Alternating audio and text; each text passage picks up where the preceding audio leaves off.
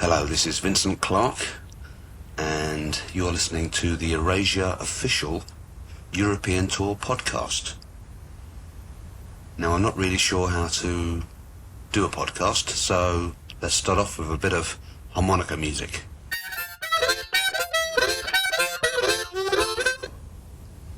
Yeah, that was good. Hello, so we're in our executive cruiser on the way to the first date of the UK tour, which will be Oxford. We've just flown in from Dublin and we're driving down the M4, then the M40. And I think this is a good opportunity for me to introduce you to some of the members of the band. What's your name and what do you do?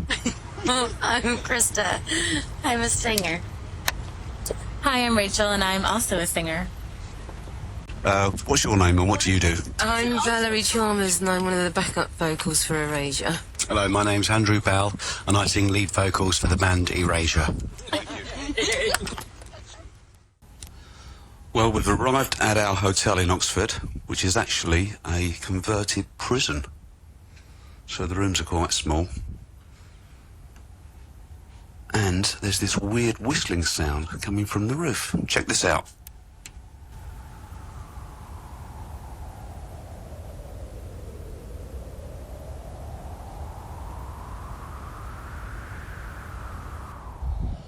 Perhaps it's the ghost of former inmates of the prison, who knows?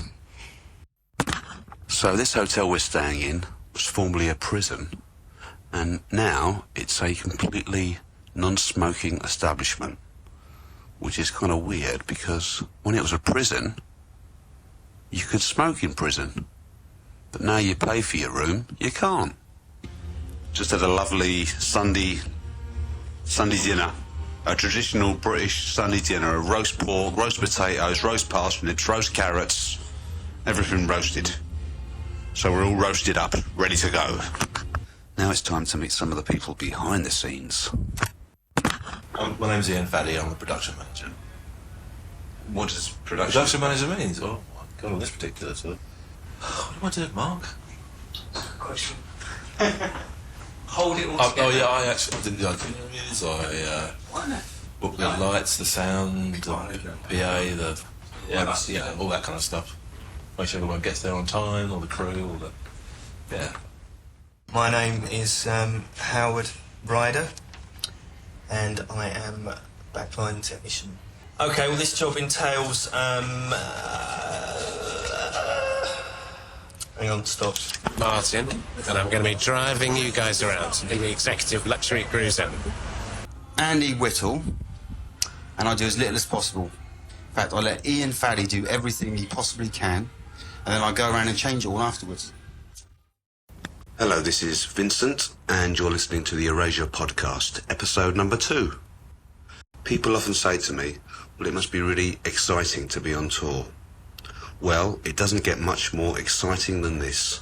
Here's our tour manager, Andy Whittle. Well, I got up this morning and had a quick phone around to see if I could find anyone who's up for breakfast. No chance, you know, so I thought I'd go out on my own. Walked up the high street. First place I come across, British Home Stores. I thought, now there's a classic place for getting cheap. You get all your old grannies with their blue rinses. Went in there, it's full of Polish builders. I tried to order me breakfast. You get 8 portions for £2.69. Got there, oiled beans, sausage, bacon, mushrooms. And they said, oh, you still got more to go? I said, I don't want any more. And they said, well, you can have 4 more portions. I said, okay, I'll have some scrambled eggs. And they just looked at me, and I said, that's all I want. Top. Behind me, there was the Polish guys having the ultimate breakfast, which was £2.99 for an extra 2 portions, having 3 portions of potatoes, 3 portions of eggs, 3 portions of beans, and they still didn't know what to do with it. Oh dear. We're here at the Watford Gap service station on our way to Nottingham. Now, the Watford Gap service station is on the M1 and was in fact the very first service station to be opened in the United Kingdom, so it's kind of historical. So every night before each performance, Andy and the backing vocals do vocal warm-ups to get their voices warmed up. So let's go next door and have a listen.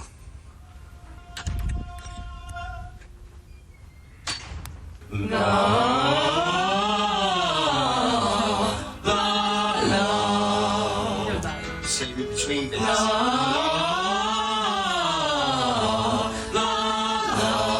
not going to trip over.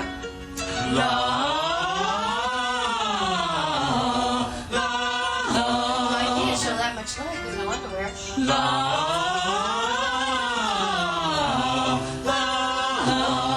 Even if you did, they wouldn't see anything anyway.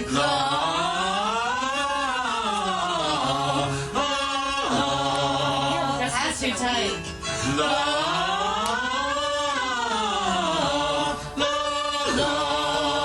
Just think how good it would do you.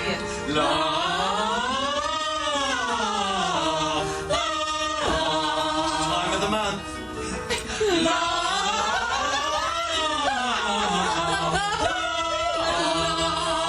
Don't want to see unnecessary objects.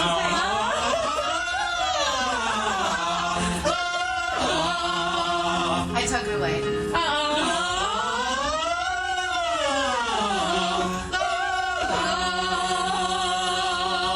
That is nasty.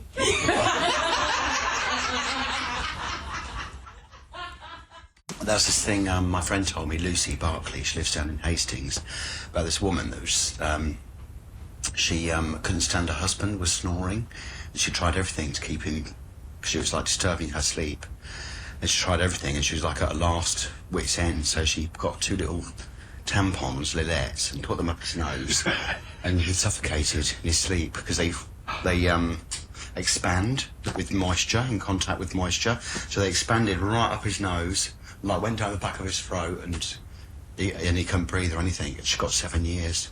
Well, Manslaughter. He died? Yeah, he died in his sleep. She got 7 years. It's manslaughter. It's a true story. Hello, this is Vincent, and you're listening to the Erasure on Tour podcast, episode number 3. It's the end of the show in, where are we? In York, and our lighting designer is leaving us today, unfortunately, to go and work with some other band who's obviously paying them more money than we can afford. Fair enough. So this is Leggy. Yeah, got to go. Sorry about that. Love to see the tour through to the end, but I've got to pay my mortgage. Sorry, guys. And hopefully I'll work with you again sometime. I haven't pissed you off too badly this time. It's been an honour and a privilege. Thank you. Guys. Last night we performed in Grimsby, and after the show I consumed 1 too many bottles of white wine. We've got a 5-hour drive to look forward to from here to Glasgow, and I feel terrible.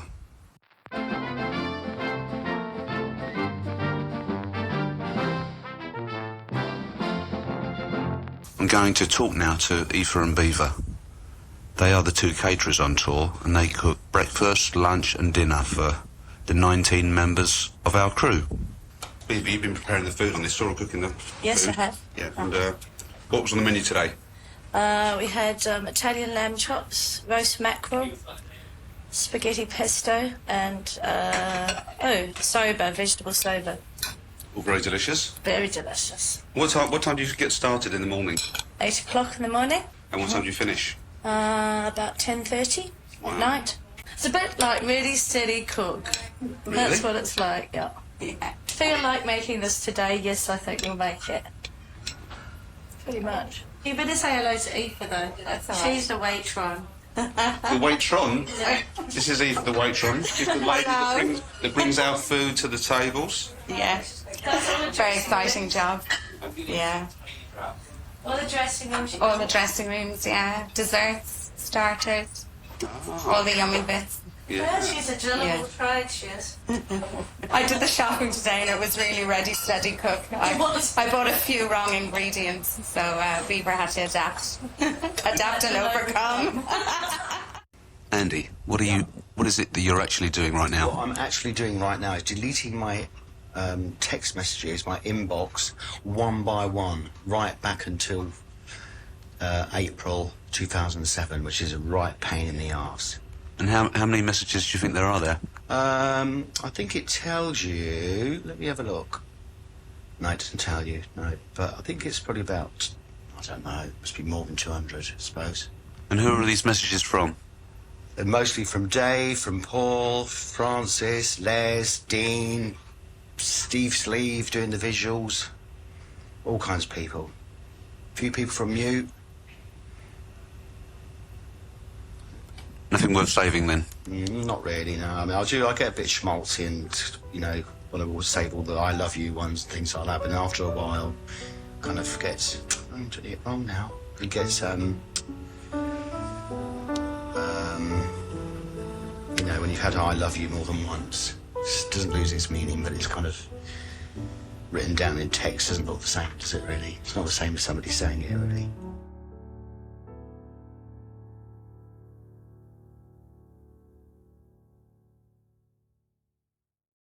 Hello, and welcome to the official Erasure European Tour podcast, or TOYIT for short. This is episode 4, and we're in Newcastle, and I'm talking to Ricky, our sound engineer. Rick, Yes, mate. what was the name of your first pet? My first pet was Jack, and it was a Jack Russell. And did he live long? He did up until he attacked me when he was ill one day, and he ripped my testicles apart, and he had to be put down. I was about 8 years old. I was in hospital for about 3 months afterwards. You want to see the stitches? When I was little, the first pet that we ever had was a tortoise, and we called him Fred the tortoise. Anyway, we had him all summer, and that was fine. He just used to wander around the garden, eating grass, really slowly. And then come winter time, we decided to put him in a box for hibernation. So we got an old wooden packing case, about 2 feet deep, filled it with straw and half a cabbage. And then we put Fred in the box to hibernate. And then, of course, what happened was it was a really mild winter that year. And he didn't fall asleep. So, come the springtime, we opened up the box. He'd starved to death. Because he'd woken up, he hadn't fallen asleep, and couldn't get out of the box. So that was the end of Fred. Fred was dead. You know, this business isn't just sex, drugs and rock and roll. Here's Mark, our tour promoter representative. Mark, I understand your hobby is cycling. Yep. And you're organising a tribute cycle ride in memory of Mark Bolan. That's right, we are. Tell us a little bit about it. Well, I've got a cycle club based in Mitcham in South London, and we go on rides every Sunday. And on this particular day, we were going to go to Barnes, and we realised that it's the 30th anniversary of Mark Bolan's death, and of course he died in Barnes. So we thought to spice the ride up a bit. We'd call it the Mark Bolan Memorial Ride. We're going to go out there. We're going to look at the memorial itself. If people want to, we're going to go to his house, which is just around the corner, and we're going to go to the pub, have a nice lunch, have a pint, and cycle home. You're going to get it on? We're going to ride a white swan.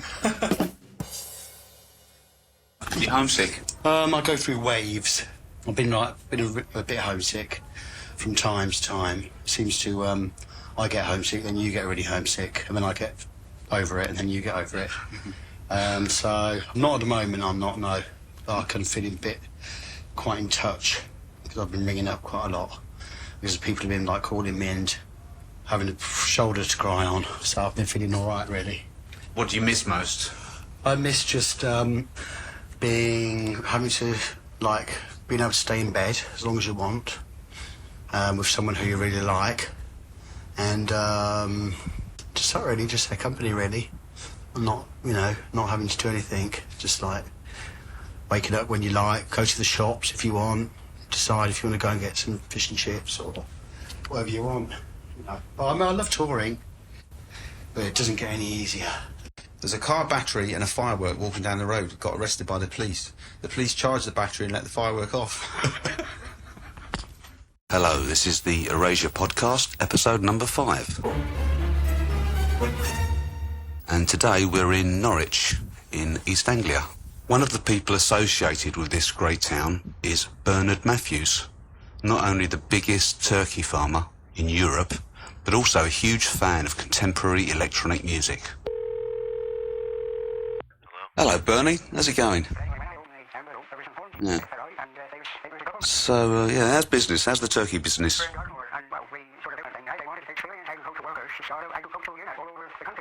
Are you coming to the concert tonight? Right. Okay. How many tickets do you need? Okay. I'll put you on the guest list and see you after the show. Yeah, cheers, mate. Bye. And now it's time to listen to a professional broadcaster. Clive Warren from Century FM, which comes from Manchester and covers the northwest of England. And what time is your show? I do the afternoon show, which is the big drive home, 2 till 6, and I do Saturday mornings as well. Wow. Is it just yourself, or do you have like a partner you work with on the show? No, I'm pretty much on my own. We have people around the radio station who all contribute to the show, but the show is pretty much my focus within the format. Right, and who's the most interesting guest, apart from us, that you've ever interviewed? The most interesting? I interviewed Dr. Richard Bandler about neuro-linguistic programming, which I knew nothing about, and it's kind of like psychology for beginners. And I learned so much that I was completely drawn in by some of his modern techniques on hypnosis and things like that. And what's the worst gaffe you ever made on radio? I introduced MC Hammer's song. They just gave it to me in the studio, so you've got to play this. And I didn't see what it was. And I called it on the air, Too Legit to Quit. And it was actually Too Legit to Quit. We had a surreal moment at the hotel today. A coachload of skiers checked in with all their skis and winter equipment. And what's bizarre is that Norfolk is actually the flattest county in England. There's not a hill in sight. We're here backstage, 15 minutes before the start of the show, and Andy's applying his makeup. Yeah. What are you doing exactly? Well, I'm just learning slowly but surely from the girls how to get that kind of smoky-eyed look, like how Dusty Springfield used to do hers, but not so dramatic, not so panda-like. So you're kind of like a bit smouldering. And it's quite sexy. Because my skin, because I don't have really a flawless complexion, it's quite hard to cover up all the little shaving nicks and things like that. So I do use Yves Saint Laurent Touche Éclat, it's called. Ooh. Which is kind of like got little shiny particles in it that's supposed to reflect the light off and give you like flawless eye bags and things like that. But you can see it's not really, doesn't do what it says on the packet. So what I've got is some like reflecting powder. Yeah. And it's a bit dodgy because it all looks a bit like cocaine, my makeup, but it's not. So I just put it on my face and it's all like really shiny. Makes you look a bit like you've been walking through the morning dew kind of look.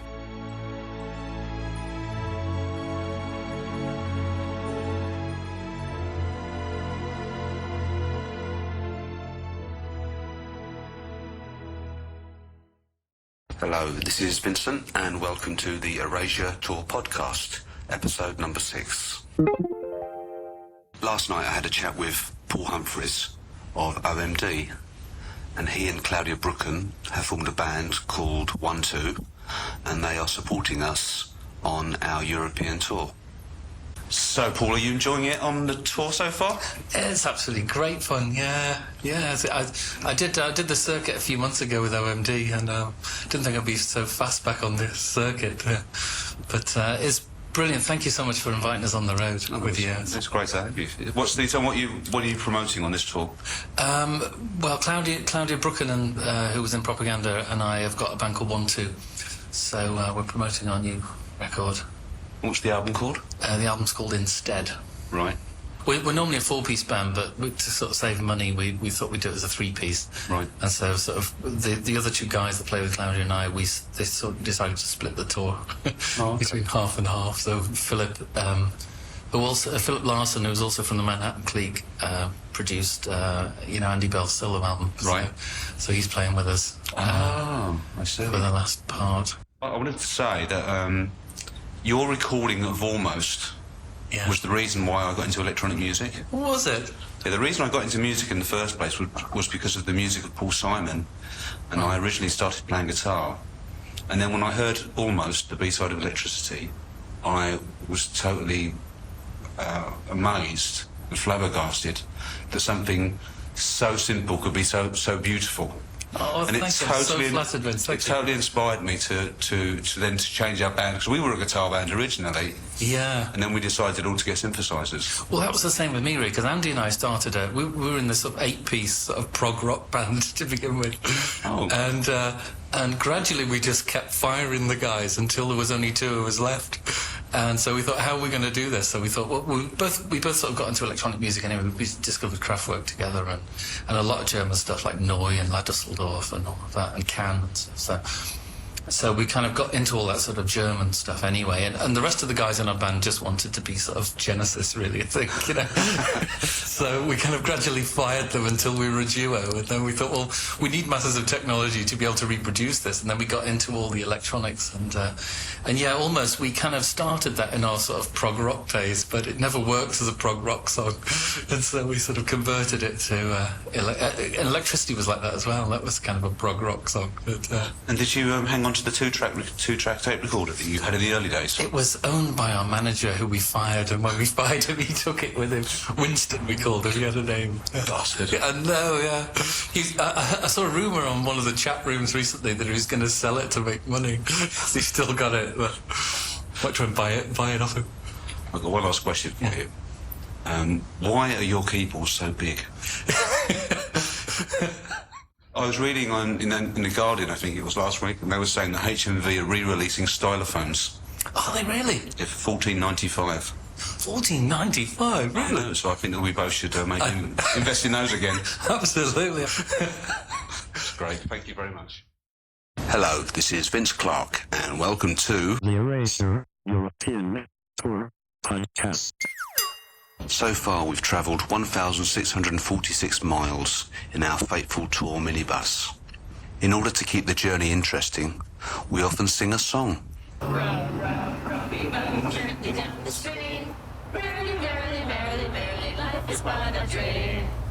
Not really.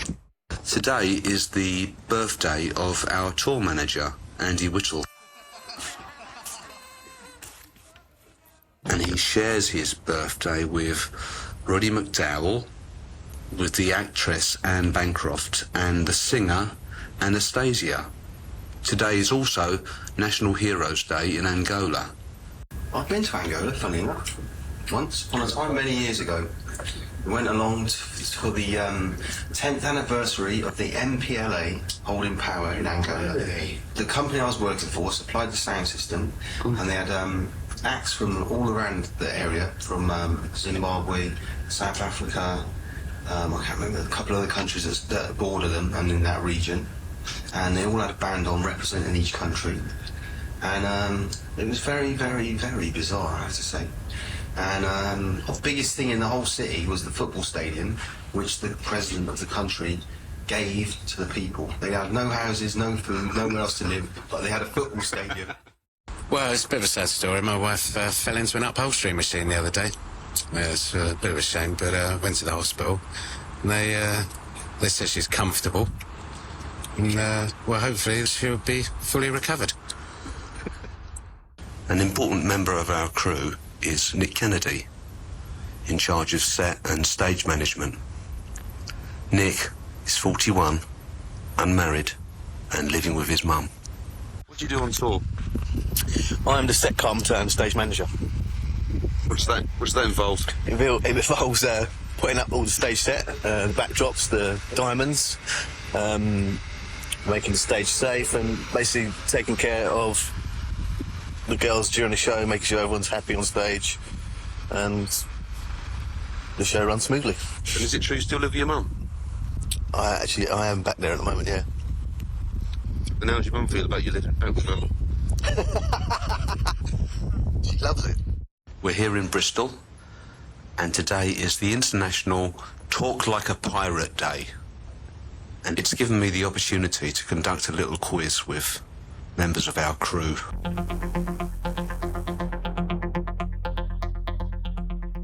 What item of clothing did feminist pirates ceremoniously burn in America in the late 70s? The bra! Which TV hospital drama has a loyal following amongst couch potato pirates? Which Iranian pirate leader was deposed in 1979? The Shah! Apart from Sven, what is the most popular name adopted by Scandinavian pirates? Lars! Which daily tabloid newspaper is widely read by Labour voting English pirates? Mirror! The very first Erasure concert ever was at the Bristol Western Star Dominoes Club back in 1987, and we played to about 47 people, us included. Sadly, the club's gone, and it's a car park now. Hello, and welcome to episode 8 of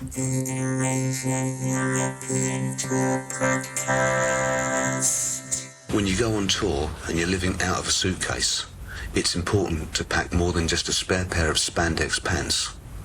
Here's backing vocalist Val Chalmers. Tell me what's in your suitcase. Right, Vince, I'm going to start with my vitamin pills.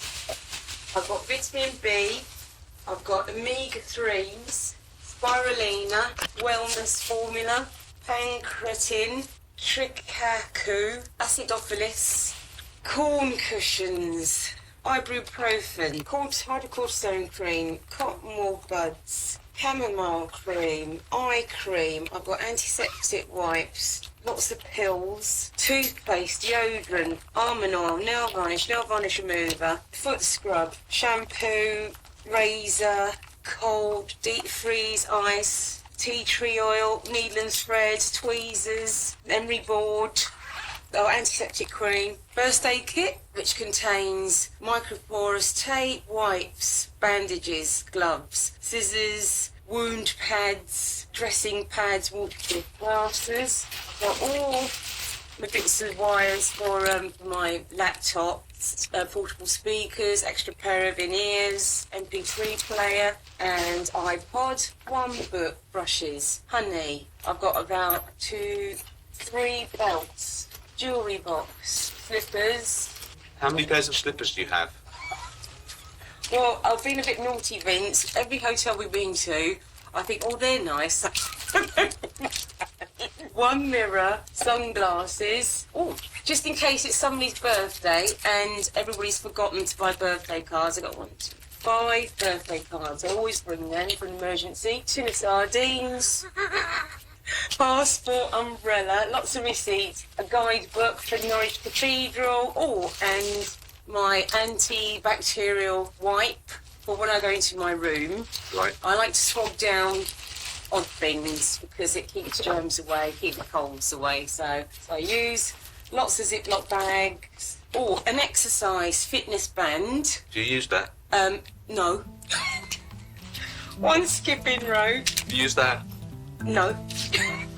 Or camera, an extra purse, laundry bag, diary, an extra bag, just in case, extra loading. This was for my shoes, but it's too big. This is more vitamin stuff. I've got herbal tea, green tea, ground almonds, flaxseed and cecilia husks. I've got 3 pairs of boots, organic apple cider vinegar with honey. I usually keep my laptop in there. Makeup brushes, body wash, rescue, more cottonwool buds and a manicure set, plasters, headache tablets, honey, contact lenses, perfume, Imodium, eye spray, hand cream, 1 purse, 2 bags of coat throat tea, just in case I have a coughing fit, nuts, chewing gum itinerary, breath freshener, more hand cream, lipstick, lip gloss, mascara, eyeshadow and a mirror, 8-hour emergency cream, 1 laminate, Sharpie, 1 pen and various bits of receipts. Oh, I've got a pair of knickers in here. Just in case, and some tissues. When you go away on tour, do you ever think, oh shit, I wish I'd brought that? Yes, all the time. Hello, and welcome to the Erasure podcast, episode number 9. Tonight we're playing at the Albert Hall, and the concert's being filmed by Kaz and Francis. So what's your name and what do you do? My name's Kaz, I'm a director. What do you direct, the traffic? I'm going to direct you, actually. In what direction? Upwards and onwards. And now for something really childish.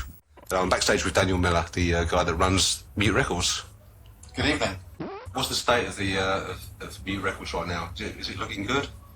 Well, you know, we've just moved into new offices, and we've got we've got a very good release schedule coming up over the next few months. We just released the Richard Hawley album. Obviously, the Erasure album's still very much active. We're going to release a new Goldfrapp album, a new Moby album, and a new Nick Cave album in the next, between now and the end of March. So we feel pretty good about things. I mean, record industry's not in the greatest shape, as everybody knows, but we hope that we believe that our artists can maintain their fan bases and still sell their records. We hope. Interesting fact. The inventor of the flushing toilet was Thomas Crapper. I read the story about the family of Blooms. There was Mummy Bloom, Daddy Bloom, and Baby Bloom. And one night they all went to bed quite early. And in the night, the Baby Bloom woke up, had a bit of a fright, wanted to get in bed with his parents. So he sneaks in the bedroom, tries to get in the bed. He couldn't fit.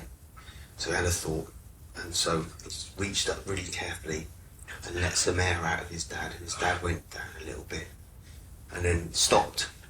And he still couldn't quite fit. So he reached up, untied his mum's knot, and tied it back up again. Still wouldn't quite fit, so he reached around the back of himself, stopped, and he fitted in perfectly, snug, right between his mum and his dad. Pulled the blanket over and went back to sleep. In the morning, Dad gets up, steps out of bed, his pyjama trousers fall down. He's looking, he's going, what's going on here? And the baby's there, like, under the sheets. And Dad goes, what have you been up to? And he goes, I'm sorry, Dad. And Dad goes, I'm absolutely disgusted with you. Not only have you let me down, you let your mother down, and you've let your bloody well self down. Interesting fact. It's impossible to lick your own elbow. Ladies and gentlemen, we are the Captain Flight Crew. We'd like to welcome you to Copenhagen. Velkommen til Erasure podcast, direkte fra København. Amongst the Erasure band members, you'll find a diverse cross-section of musical tastes. Andy likes dance music, I'm a big fan of the Wiggles, and Rachel is into hip-hop. What's the difference between rap and hip-hop? I would say that commercial rap is kind of like the Britney Spears of the hip-hop experience. Hip-hop was a movement that started to uplift the community, so it's more positive, and it's not as much about violence, it's more about the people as a collective and raising the consciousness, whereas rap is about the guns, and it's more negative. It's more, I think, what the powers that be want our image to be. That's what's on the radio, that's what's sold, that's what... And it's also the beats, they're kind of elementary, they're kind of stupid. I don't really listen to rap, I listen to hip-hop. Interesting fact. In Denver, Colorado, it is illegal to lend your vacuum cleaner to your neighbours. Hello, this is Vincent, and you just downloaded the Erasure Tour podcast, episode number 10. Copenhagen. Yep. And you went out last night. Yep. Where did you go? Well, there was an electro club across the road called Dunkel. It was really good. It was very, very, very young, and they were very friendly. And the people that we sat next to all shook our hands and asked our names and where we came from. And they were 15 years old. Yeah. I said, how old are you? And I said, well, I'm old enough to be your grandfather.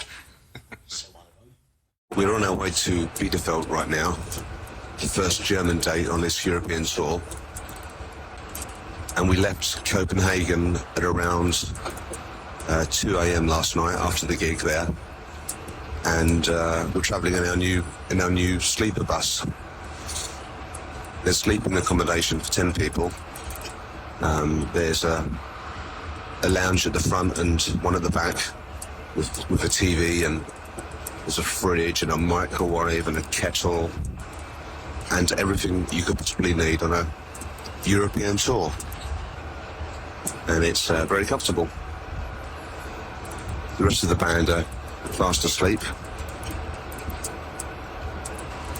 And we should be arriving at Bielefeld at 11 in the morning. Hallo, herzlich willkommen in der Erasure Podcast, Teil Nummer 10. Wir sind am Anfang unseres deutsches Tournee. Here's the bus driver, Tim. This bus, how many gears does it have? 6. Plus reverse, so that's 7. How many miles to the gallon does it do? Oh, blimey. On a tank full of fuel, I can do, I would think, around 1,500 kilometres. It's a 500 litre tank, so you're looking at 12, 13 miles to the gallon, something like that. Have coaches changed much? I mean, with the... Oh, yeah, they're far more advanced now. The changing the gears is all computer controlled. Right. You just put it into drive, and it's just like an all automatic, but it's all computer controlled. So you can't rev it too much. You know, it's great technology. And what's the furthest coach trip you've done? Oh, I've been to Moscow a few times. The furthest north is, well, I suppose Trondheim really is the furthest north I've been.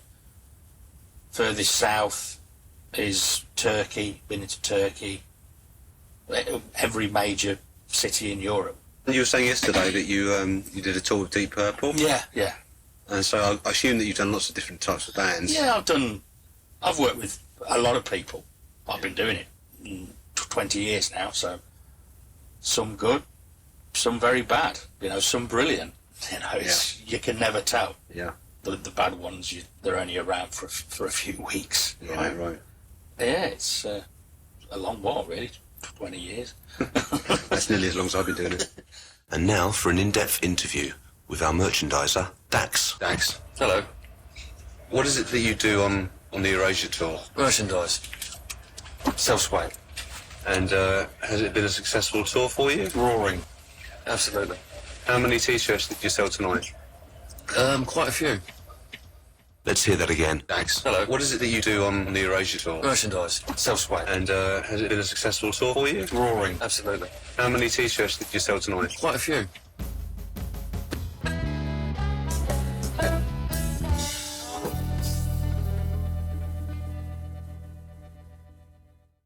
Welcome to the Erasure Tour Podcast, Episode 11.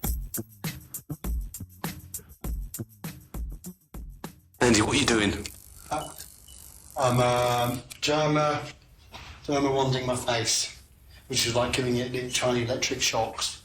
So that's the derma wand in your hand? Yeah, oh, it didn't half hurt. Look, can you hear it on there?